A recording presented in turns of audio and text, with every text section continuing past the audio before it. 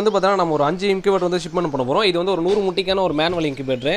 இது வந்து பார்த்தீங்கன்னா ஒரு 50 முட்டைக்கான நார்மல் இன்குபேட்டர். இது மேனுவலே வந்து நார்மல் இது.